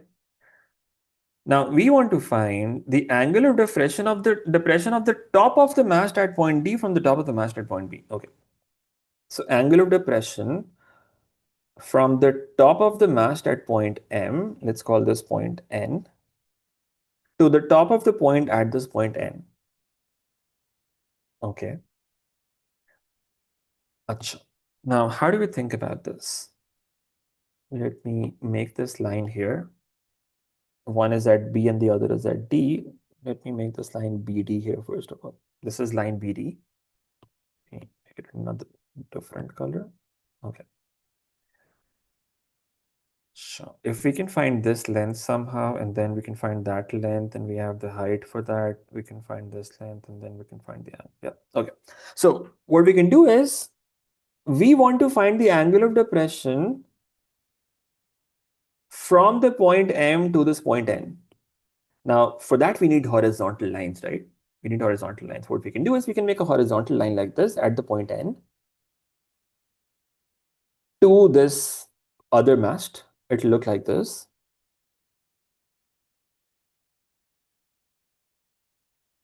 Such that this distance is 45 meters. This distance is 45 meters. Now, if this is 45, the complete length, complete height of that mast was 250 meters. Now, what are we left with? What will this remaining part be? 250 minus 45, that is 205. So what we can do is we can think of this triangle now. It's a right angle triangle because you see this line, if I call this point something as well, M and let's call this point L. If I were to join MN and make a triangle like this is a right angle triangle. This is a right angle triangle. Why? Because NL, this is horizontal, ML is vertical. We have a right angle at this particular point. If we can somehow find the length LN, then we can find that angle of depression. Okay. Now, how do you find the length LN? Because we already have one side in that right angle triangle, right? This side is 205. This side is 205. We figured that out. What we can do is we can find this length ln somehow. That will be the same as the length BD, right? Because it's exactly on top of that BD. Ln is exactly on top of BD. So ln is equal to BD. Can we find the length BD somehow? What I'll do is I'll do this working on the side here, and then I'll copy it to that space. So we have the diagram in front. First of all, let me write that down here. Ln, that is equal to, so I've labeled some points in the diagram like this. Ln length, that is equal to 250 minus 45, and that is 205. Okay. Now, okay, I'm sorry, that's not Ln, that is Lm. Lm is this length is 205. Now, what about Ln? Ln is the same as BD. Can we find BD somehow? BD is in this triangle. What do we know about this orange triangle now? We know one length 600, we know another length 290, and we know the angle as well. That is why they made you find this angle in the previous part. This angle is 85.8 degrees. So what we can say is this complete angle in the middle, what is that going to be? Let's write that down here as well. The angle BAD, what is that? That is equal to 85.8 from the previous part plus 57. This complete angle would be, let's evaluate this, 85.2, 85.8 plus 57, that is 142.8 degrees. This is 142.8 degrees. So in this triangle now, the triangle BAD, let me write that down here, and the triangle BAD, what I can do is I can use cosine rule because I have two sides and the angle between them, the included angle, I can find the third side using that, BD. BD squared, that is equal to 290 squared plus 600 squared minus 2 into 290 into 600 into cos of the angle between them, which is 142.8 degrees. And that is going to give me the value for BD. Let's see what this turns out to be. 290 squared plus 600 squared minus 2 into 290. I've copied the values correctly, right? Yeah, 290 into 600 into cos of 142.8 degrees. That gives me something. Take square root of that. The length of BD is 849.289. Now, if BD is this, then the length NL is also the same. The length NL is also going to be 849.289. That's the same length as well.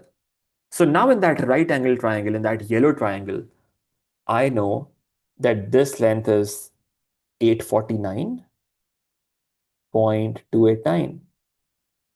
Height of the triangle is 205, so I know the base, I know the height. I'm looking for the angle of depression. Angle of depression from the top of the mast at point B. So basically, this is the angle that I'm looking for. Let me draw that here. This angle. Now that angle is going to be the same as this angle of elevation, right? How do you find that angle? Tan theta, opposite is 205, adjacent is 849.289. Tan theta equals 205 divided by 849.289. And that is going to give us the value of theta. You can see what that is. 205 divided by the answer, and then tan inverse of that. That gives me 13.57 degrees to one decimal place, because angles in degrees, they are normally written to one decimal place. That turns out to be 13.6 degrees. That's the angle that we were looking for, and that's our final answer. So at the end, the triangle that I used was this, the triangle LMN. Let me just draw that here on this side here as well. This was point L. I called this point M, this point N. I knew this side was 205 and this side was 849.289. And we were looking for this angle theta, which is the same thing as this angle theta. We can use tan for that to find that angle. It turns out to be 13.6 degrees, and that's our final answer. That was very tricky. I would say not many people would have gotten this right. Probably this would be the least well answered question on this exam, at least until now. Because understanding how to make this diagram, that is very tricky in this case. So yeah, only the very top students would have got this right. That's very tricky. Makes sense, right? No problems with this. Let's move on to the next one. That was question number 20. Yeah. Let's go to the next one. 21. The length of a cuboid is 2 centimeters, correct to the nearest integer. A width of the cuboid is 4 centimeters, correct to the nearest integer. Okay. Nearest integer, what does that mean? Nearest 1 centimeter, right?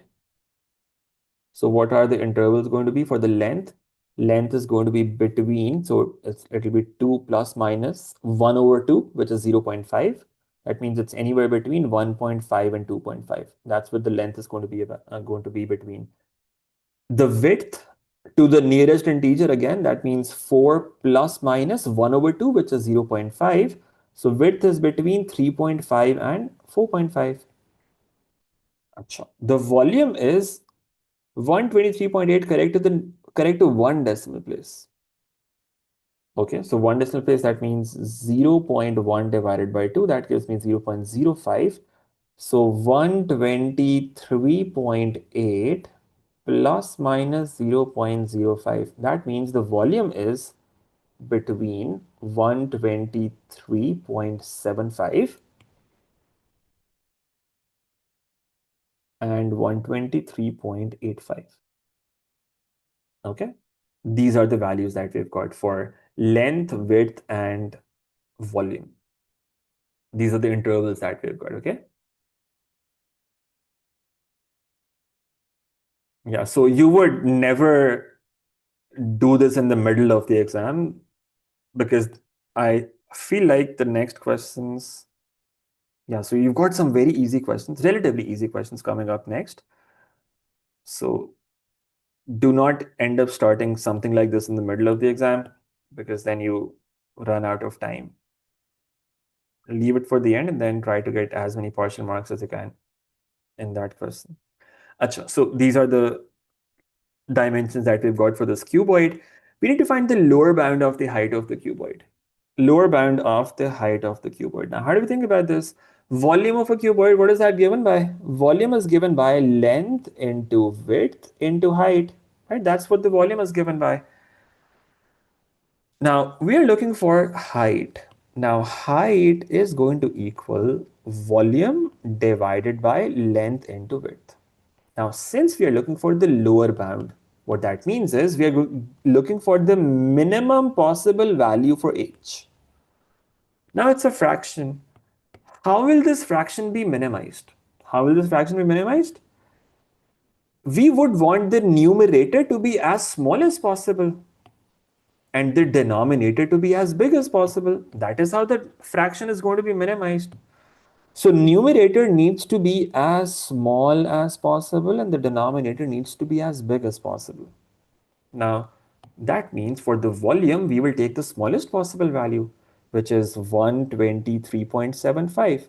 And for the length and the width, we would use the biggest possible values. And that will make this fraction the least possible number. 2.5, that will be the length that we take from that. And the width, we would take that as 4.5. Units are all fine, right? To centimeters, centimeters, centimeter cube. So there's no problem with units. You can find this value here from this now. 123.75 divided by 2.5 into 4.5. And that gives the result, which is 11. So the minimum possible value of height that we get from this is 11 centimeters. And that's our final answer.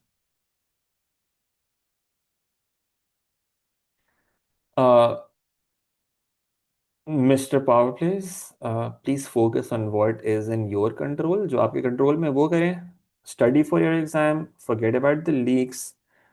If you do get sent a leaked paper from anyone, please report that immediately. Report that immediately to the British Council. Do not forward it to other people. Report that immediately to British Council. So maybe they can, if they find it early, they can maybe do something about it. But please do not forward to anyone else. Don't be a part of this mess. Don't be part of the problem. It's very important to do everything with integrity, with honesty. That is what is going to serve you in the long term. Shortcut से कोई फायदा नहीं होता. Leaks का आपने सोचना ही नहीं है. Okay? Focus on your own preparation. It's okay. As long as you're doing everything fine, आप अपनी कोशिश कर रहे हो, you're doing the hard work, inshallah, in the long term, you will get the fruit of that. Right? Inshallah, अच्छा होएगा eventually.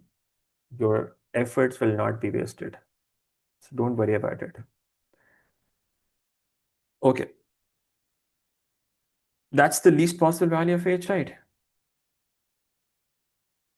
Question number 22. These are the first 5 terms of a sequence. Find an expression for the nth term of the sequence.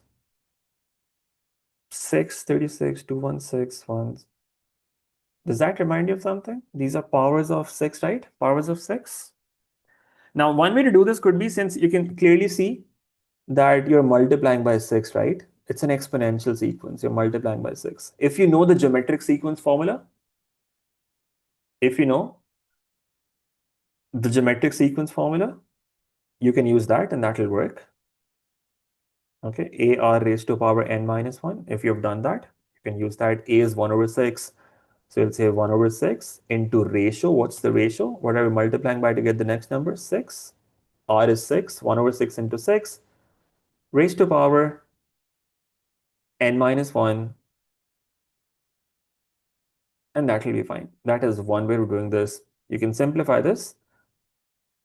6 power negative 1 into 6 power n minus 1. The powers get added. And that gives you 6 power minus 1 plus n minus 1, which is 6 raised to power n minus 2.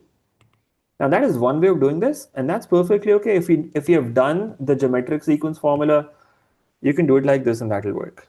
Okay? That's our final answer. Now this is one way of doing this. If you have not done the geometric sequence formula, just think about it. These are powers of 6. Okay? The first number is 6 power, not the first number, the second number. Let's start with this third one, in fact. This is 6 power 1. This is 6 power 2. This is 6 power 3. You can similarly write the first two numbers as well. This is 6 power 0. And then what about the first one? That's 6 power negative 1. Right? These are all powers of 6. So what's the nth term going to be? It's going to be 6 raised to power something. Now 6 raised to power what? Let's write down the values of n. The nth term. So this is the first term, second term, third term, fourth term, fifth term. Now, can you find the relation between the number of term and the power? So when it's 1, the power is minus 1. When it is 3, the power is 1. When it's 4, the power is 2. When it's 5, the power is 3. So if you were to generalize this, if it was n, then this would be 6 raised to power n minus 2. So you can write it down like this directly as well without using the formula. And that's much more efficient. If you can do it like this, just write down the answer directly. Okay, that's 6 power n minus 2. Alternatively, you can also use this geometric sequence formula. That will also be fine. Okay, that was question 22. Fairly straightforward. And yeah, that's the last one now. Question 23. Two angles A and B are formed when two lines meet at a point. Angle A is given by this equation. find the two possible values of angle B. Okay, now again, this is only for IGCSE. This is not relevant for O-levels, this particular question. This is only IGCSE. Okay. All right, so we have two lines. They're meeting at a point. They're meeting at a point, and they are saying one of these angles is A and the other is B. Now, we don't know which one is A, which one is B. Angle A is given by this equation. All right. 2 plus 3 tan of A, that is equal to negative 0.5. What does that give us? Let's take 2 to the other side, and that gives us 3 tan A, that is equal to minus 0.5 minus 2, which will be minus 2.5. Why are they saying two possible values of angle B? Okay, let's solve this equation. First of all, tan A equals minus 2.5 divided by 3. How do we solve this equation? Find the basic angle. Tan alpha equals 2.5 over 3. Put this on our calculator, see what basic angle turns out to be. Tan inverse of 2.5 divided by 3. Basic angle or base angle, however you have done that.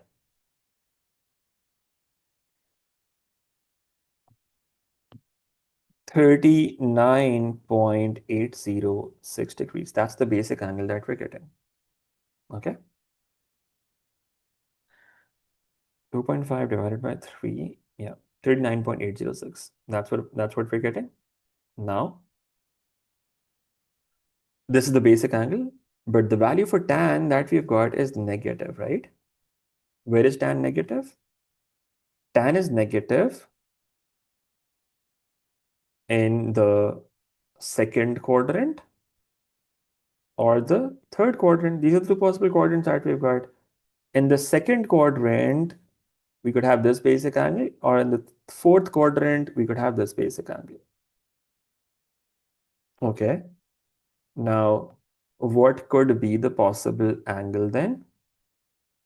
So maybe one could be positive and the other could be negative. All right. So one possible angle that we're getting is this. What's this angle?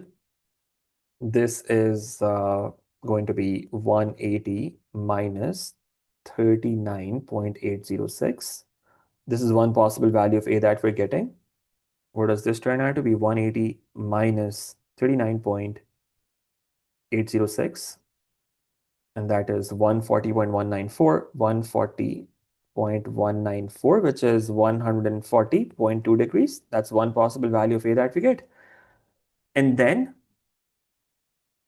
what about this fourth quadrant? Can we be in the fourth quadrant? It's angle between two lines. Angle between two lines cannot be greater than 180, right?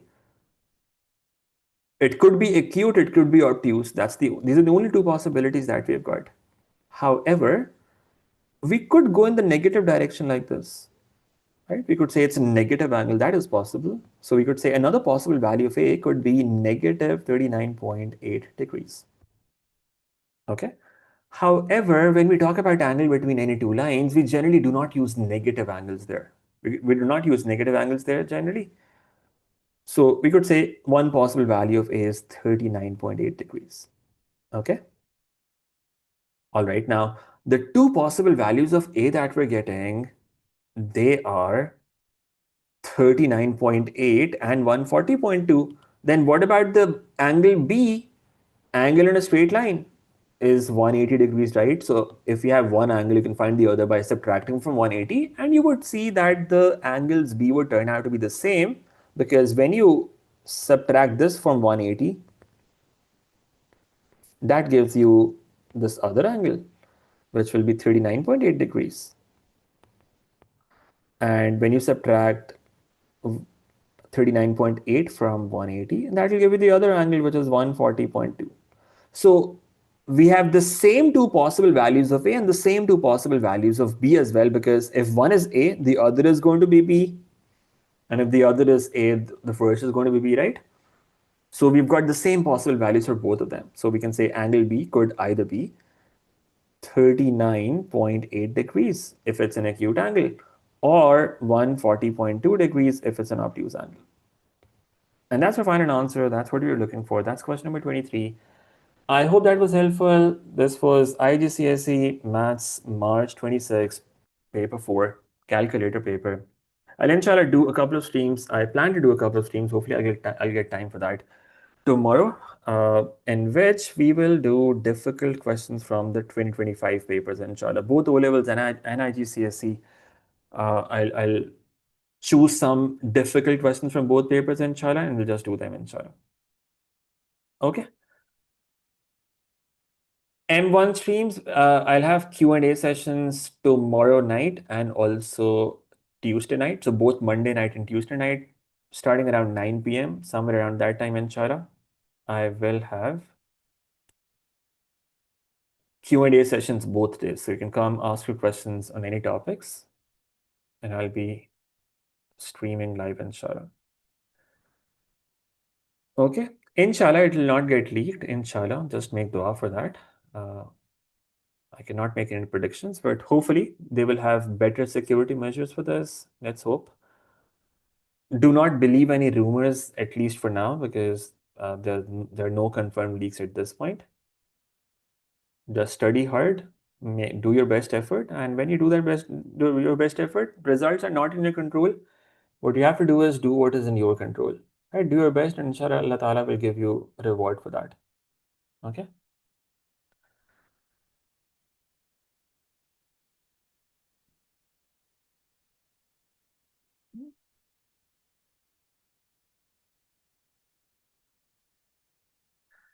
ठीक है.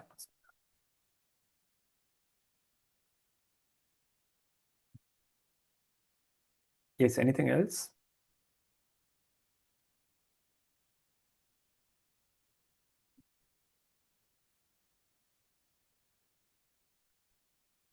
Yeah, it's okay. You have to try your best, and then after you have tried your best, whatever happens, inshallah, it is for your own good.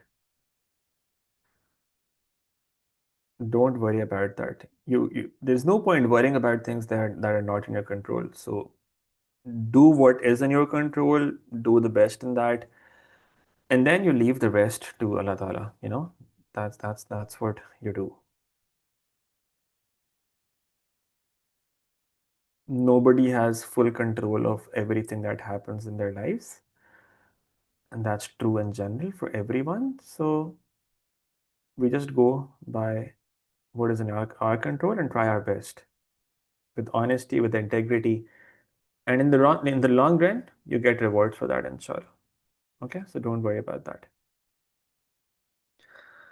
What for my A-level grades? I had A's in maths, for the maths and physics, and a B in chemistry. I did my A-levels way back in 2009. We did not have A stars. A was the highest grade at that point. So it was maths, physics, and further maths that had A's, and then chemistry, which I really hated. I had a B in that. Chale, that's it. I'll see you again in the next session then, inshallah. I'll have Q&A sessions tomorrow in which we will discuss difficult M1 questions, and I'll also have a couple of sessions on, or maybe at least one session on IGCSE O levels, in which I will select some difficult questions from the 2025 papers. All right. Okay. Allah Hafiz.